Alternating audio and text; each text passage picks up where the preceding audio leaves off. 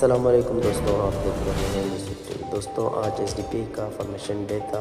Formation day यानी कि आज मुकम्मल 16 साल हो गए एसडीपी बनकर। आज 17वें साल में कदम रखते हुए एसडीपी के लीडरों ने कहा है कि एसडीपी एक ऐसी पार्टी है सारे अवाम को साथ लेकर चलती है। एसडीपी के लीडरों की जानिब से आज चामराजपेट के 4 एरियाओं में फ्लैग होस्टिंग रखा गया था और इस दौरान आप देख सकते हैं एसडीपी के लीडरों ने अपनी खुशी जाहिर करते हुए सारी जगह जाकर फ्लैग होस्टिंग करते हुए नज़र आते हैं। पहला एरिया तो जो कुर्दली में मदीना होटल है उस जगह पे, और दूसरा सुन्नी चौक है, और तीसरा रहमानिया मस्जिद जो 9 क्रॉस में आती है वहाँ पर फ्लैग होस्टिंग किया, और चौथा एरिया जो वार्ड पादरनपुरा वार्ड का जो ऑफिस है इनका, वहाँ पर इन्होंने आज फ्लैग होस्टिंग की। और इस मौके पर SDP district president Salim Ahmed साहब और उनके साथ एसडीपी लीडरों ने इस दौरान क्या बात की, चलिए जानते हैं। यहाँ पर आए हुए तमाम हमायदीन, पार्टी के कैडर्स, बुजुर्ग हजरात, दिल की गहराइयों से मुबारकबाद देता हूँ। हमें ये बहुत ही खुशी और मुसर्रत का मौका है कि एसडीपीआई ने 16 साल मुकम्मल आवाम के दिलों में जगह बनाने की कोशिश की है। इंसाफ और अदल का परचम को थाम कर गली गली में जाकर मजलूमों की आवाज बनकर भूख से आज़ादी और खौफ से आज़ादी नारा लेकर politics for cause not for career ये बताकर सबके दिलों में दिल जीत कर साबित खदमी के साथ आज हम यहाँ पर इंसाफ और अदल का परचम लहराकर हम जश्न मना रहे हैं।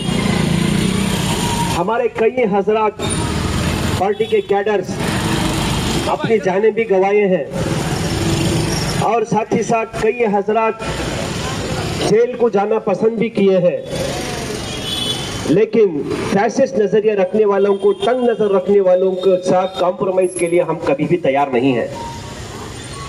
मैं उम्मीद भी करता हूं हमारे हर पार्टी के कैडर्स अदल और इंसाफ का ये जो झंडा लेकर हम कभी किसी के सामने घुटने नहीं टेकेंगे। फैसिस्ट नजरिया रखने वाले को उसकी अखलाक सिखाएंगे, उसका गिरेबान पकड़ेंगे और उसे सुधारने की कोशिश करेंगे। ये अज़म लेकर जो 17 साल पहले हमारे जो लीडरान इस तहरीक को आगाज किया था, तब से लेकर आज तक हम जद्दोजहद करते आ रहे हैं। मैं मुबारकबाद देता हूं उन तमाम साथियों को जो हमारे पर भरोसा किया और साथ ही साथ आपके जो प्रॉब्लम्स है उसे सॉल्व करने की हमने कोशिश किए हैं। हम उम्मीद भी करते हैं और साथ साथ आइंदा आने वाले दिनों में हम अहद भी करते हैं, जब तक हमारी जान रहेगी अदल और इंसाफ के लिए, तहफ़्फ़ुज़ के लिए हम काम करते रहेंगे। आज ये जो गंगा जमुना की तहजीब जो हिंदुस्तान के अंदर है, हिंदू, मुस्लिम, सिख, ईसाई, हम तमाम मिलकर हैं, लेकिन हमें डिवाइड करने की कोशिश कर रहे हैं सिर्फ अपना पॉलिटिकल एजेंडा पूरा करने के लिए।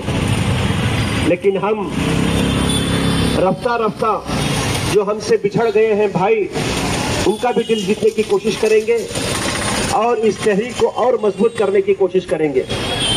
मैं यहाँ पर आए हुए तमाम हजरात का खैर मकदम करता हूँ और उम्मीद करता हूँ आइंदा आने वाले दिनों में आप हमारा साथ देंगे।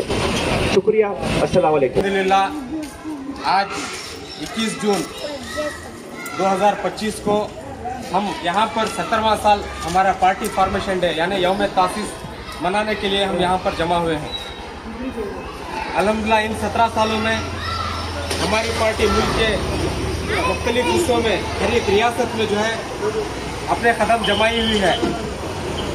ये कदम जमाना और हर एक स्टेट के अंदर काम करना ये कोई मामूली बात नहीं है। आपने देखा होगा कि बहुत सारे दूसरी पॉलिटिकल पार्टियां जो अलग अलग नेशनल पार्टियों में थे, बहुत सारे लीडर उन्होंने पार्टियां बनाई, लेकिन सिर्फ इलेक्शन के दौर में पार्टी बना करके फिर इलेक्शन होने के बाद में पैसों की वजह से फिर अलग अलग पार्टियों में बिक गए, अलग अलग दूसरी पार्टियों में चले गए। इसका मतलब क्या है? एक पार्टी को जो है एक अच्छे अंदाज में एक जमहूरी निज़ाम के साथ में चलाना आज हिंदुस्तान के अंदर बहुत मुश्किल है। इलेक्शन जीतने के बाद में भी आप देख सकते हैं कि किस तरह से ये एमएलए, ये एमपी दूसरी पार्टियों को जो है करोड़ों रुपए में बिकते हैं। जिस तरह घोड़ों के ऊपर रेस में एक जुए की तरह जो है एक बोली लगाई जाती है, उस तरह की बोली जो है लगने के बाद में ये सारे एमएलए एमपी जो हम जिताते हैं एक उम्मीद के साथ कि हमारे लिए बेहतरीन काम करेंगे बोलकर, लेकिन बड़े अफसोस की बात दूसरी पार्टियों में जाकर उनके गुलाम बनकर रह जाते हैं। लेकिन हमारी पार्टी आप देख सकते हैं, हमारे पास कोई एमएलए नहीं है, कोई एमपी नहीं है, लेकिन पूरे हिंदुस्तान के अंदर जब से पार्टी बनी है तब से लेकर आज तक भी मजलूम के लिए हक में बात करने वाली कोई पार्टी अगर है तो वो सिर्फ social democratic party of India है। आज मुल्क के अंदर आप देख सकते हैं मॉब लिंचिंग का मसला है, यहाँ पर हिजाब का मसला है, यहाँ पर मुसलमानों के घरों पर बुलडोजर चल रहे हैं, यहाँ पर एक कोई प्रोटेस्ट करता है हक के लिए तो उनको जेलों के अंदर डाला जाता है। यहाँ कोई सेक्युलर आदमी सेफ नहीं है।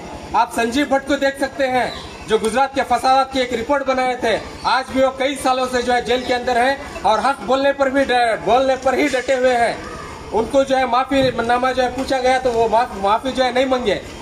उसी तरह से इरोम शर्मिला आसाम के अंदर देख सकते हैं, एक औरत जो बॉर्डर सिक्योरिटी फोर्सेस हैं जो घरों के अंदर घुसकर जो औरतों के साथ ज्यादती करते थे उसके खिलाफ जो आवाज उठाने वाली हुई इरोम शर्मिला कई सालों तक भूखी रहकर जो है एहतजाज की।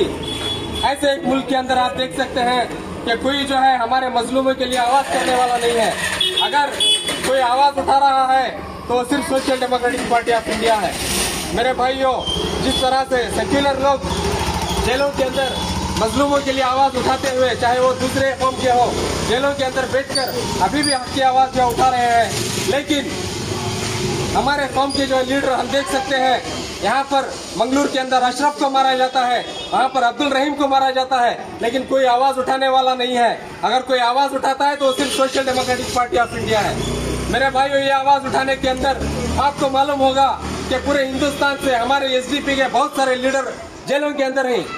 आज जो है हम यहाँ पर यौम तासीस मना रहे हैं, लेकिन हमारे जो लीडर बहुत सारे पूरे हिंदुस्तान के अंदर अलग अलग जेलों में जो है कैद है।